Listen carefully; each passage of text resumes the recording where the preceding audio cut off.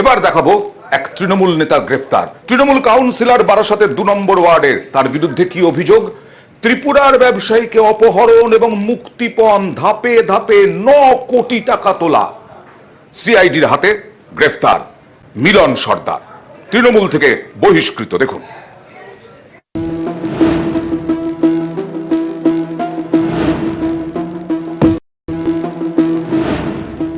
পুরসভার 2 নম্বর ওয়ার্ডের তৃণমূল কাউন্সিলর মিলন সর্দার। শুক্রবার তাকে 9 দিনের সিআইডি হেফাজতে রাখার নির্দেশ দেয় বারাকপুর আদালত।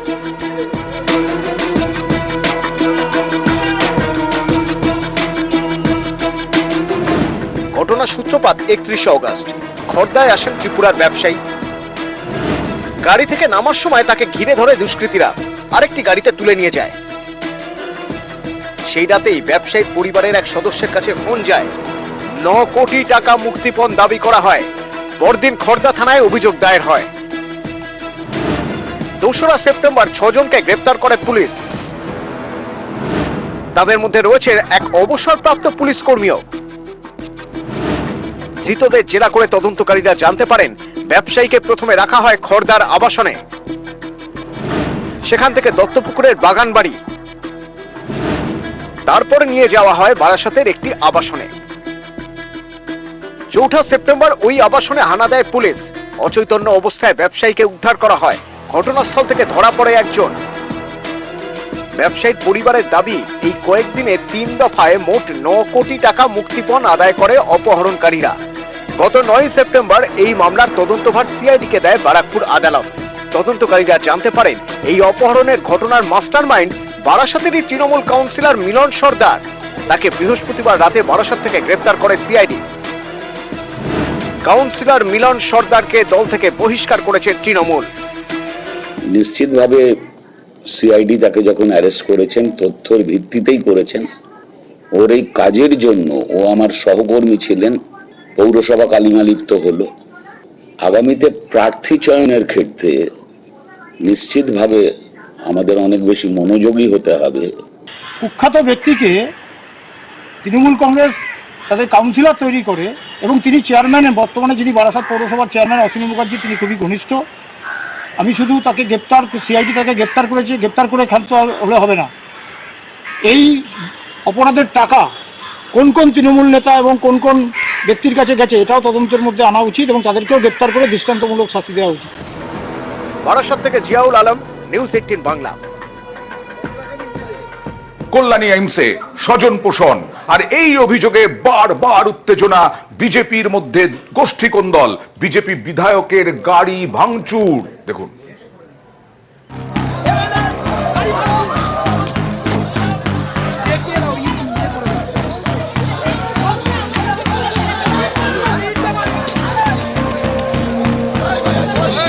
কল্যাণীর বিজেপি বিধায়কের গাড়ি ভাঙচুর।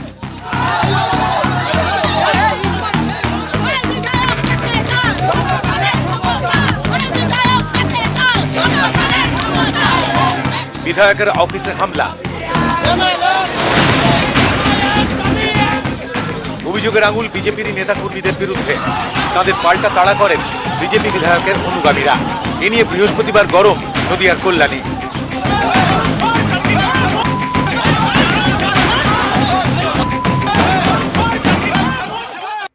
কল্যাণী এইমসে নিয়োগ দুর্নীতির অভিযোগ। এ নিয়ে তদন্ত করছে সিআইডি। এর মধ্যে আবারও এইমসে কর্মী নিয়োগে স্বজন পোষণের অভিযোগ। প্রকাশ্যে বিজেপি বনাম বিজেপি। বুধবার থেকে দফায় দফায় উত্তেজনা।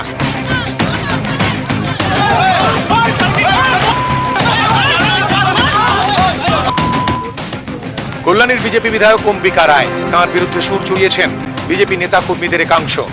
অভিযোগ, টাকা নিয়ে নিজের পরিচিতদের এইমসে কাজ পাইয়ে দিচ্ছেন বিজেপি বিধায়ক। এ নিয়ে কথা বলতে বুধবার বিধায়কের অফিসে যান বিজেপির নেতা কর্মীরা। তখন অম্বিকা রায় অফিসে ছিলেন না, ফলে তাঁরা ফিরে যান। এর কয়েক ঘন্টা পর বিজেপি বিধায়ক কল্যাণীতে বিজেপির অন্য অফিসে যান। সেখানেই তুমুল উত্তেজনা ছড়ায়। অভিযোগ, বিজেপি বিধায়ক দলবল নিয়ে নিজের দলেরই কর্মী সমর্থকদের উপর চড়াও হন, যার রেশ গড়ায় বৃহস্পতিবার। বিধায়কের অফিসে পাল্টা হামলা, গাড়ি ভাঙচুর।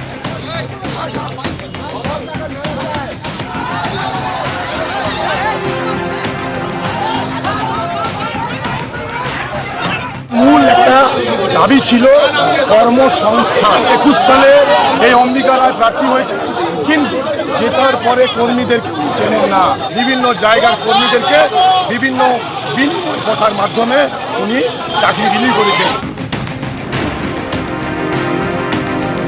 আমার অফিসে যদি কেউ যায়, কারণ কি আমার অফিস থেকে পার্টি বেশি দূরে না যদিও, কিন্তু সেখানে 20-25 জন নিয়ে গেছে আমার অফিসে। এরা আমার অফিসে হামলা করতে এসছে। 10-15 মিনিটের ভেতরে 100 জন বহিরাগত আনা যায়।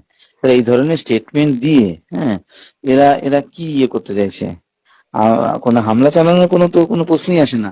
তা তুমি একজন আরেকজনের ইয়েতে বিপক্ষে ওইভাবে মুখের উপরে যে ধরনের কথা বলো, তারা উত্তপ্ত হয়েছে। তখন ওরাও কিছু বলেছে। হামলা চালানোর তো কোনো কথা না, আমি তো গেছি কথা বলতে। এর আগেও এই এইমসে কর্মী নিয়োগে স্বজন পোষণের অভিযোগ ওঠে। 2022 সালের 6 মে কেন্দ্রীয় স্বরাষ্ট্রমন্ত্রী অমিত শাহকে ইমেল করেন বিজেপির এক নেতা। অভিযোগ করেন চাকদার বিধায়ক বঙ্কিমচন্দ্র ঘোষ তাঁর ছেলের বউকে বেআইনিভাবে কল্যাণীর এইমসে চাকরি পাইয়ে দিয়েছেন। বাঁকুড়ার বিজেপি বিধায়ক নীলাদ্রি শেখর দানাও তাঁর মেয়েকে অবৈধভাবে কল্যাণীর এইমসে চাকরিতে ঢুকিয়েছেন। এ নিয়ে পুলিশের কাছেও অভিযোগ দায়ের হয়, তদন্ত করছে সিআইডি। এরই মাঝে আবারও এইমসে নিয়োগে স্বজন পোষণের অভিযোগ। আবারও বিজেপি বিধায়কের দিকে অভিযোগের আঙুল তুলছেন বিজেপিরই নেতা কর্মীরা। এ নিয়ে কল্যাণীতে তুলকালাম।